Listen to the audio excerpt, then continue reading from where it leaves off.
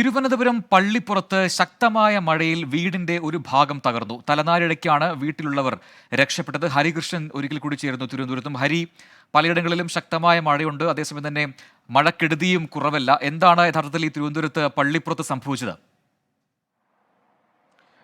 പ്രജൻ, ഈ കഴിഞ്ഞ ദിവസങ്ങളിൽ തിരുവനന്തപുരം ജില്ല ഈ പള്ളിപ്പുറം ഭാഗങ്ങളിൽ കഴിഞ്ഞ രാത്രി മുതൽ മഴ പെയ്യുകയായിരുന്നു. ശക്തമായ മഴയാണ്. ഈ മഴയിലാണ് ഇറിയാസ്, പള്ളിപ്പുറം CRPF ക്യാമ്പിന് സമീപം താമസിക്കുന്ന ഈ റിയാസിന്റെ വീട് ഇടിഞ്ഞു വീണത്. റിയാസും ഭാര്യയും 2 കുഞ്ഞുമക്കളും പ്രായമായ മാതാപിതാക്കളുമാണ് വീട്ടിലുള്ളത്. ഇവർ വീട്ടിലുണ്ടായിരുന്ന സമയത്താണ് ഈ വീട് ഈ ശക്തമായ മഴയിൽ ഇടിഞ്ഞു വീഴുന്നത്.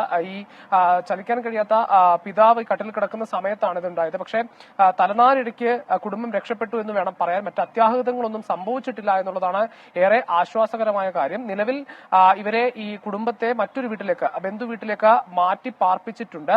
ഏതായാലും നിലവിൽ മറ്റ് അത്യാഹിതങ്ങളൊന്നും സംഭവിച്ചിട്ടില്ല എന്ന് തന്നെ പറയേണ്ടി. അത് മാത്രമല്ല, ഈ കഴക്കൂട്ടത്തും ഇതേപോലെ സമാനമായ ഒരു സംഭവം, അതായത് ഒരു കൂറ്റൻ പരസ്യ ബോർഡ് വീണ ഒരു സംഭവം കൂടി ഇപ്പോൾ റിപ്പോർട്ട് ചെയ്തിട്ടുണ്ട്. കഴക്കൂട്ടം മഹാദേവ ക്ഷേത്രത്തിന് സമീപമാണ് ഒരു കൂറ്റൻ പരസ്യ ബോർഡ് വീണത്. അത്തരത്തിൽ മഴയിൽ തിരുവനന്തപുരം ജില്ലയിൽ തന്നെ മഴക്കെടുതികൾ ഉണ്ടാകുന്നുണ്ട് എന്നുള്ളതാണ്. ഈ പഴയ വീടുകളിലൊക്കെ ഇത്തരത്തിൽ നാശനഷ്ടങ്ങളും വീടിടിഞ്ഞു വീഴുന്ന സംഭവങ്ങളും ഒക്കെ റിപ്പോർട്ട് ചെയ്യുന്നുണ്ട് പ്രജി. ശരി, ഹരികൃഷ്ണനാണ് വിവരങ്ങൾ നൽകിയത്.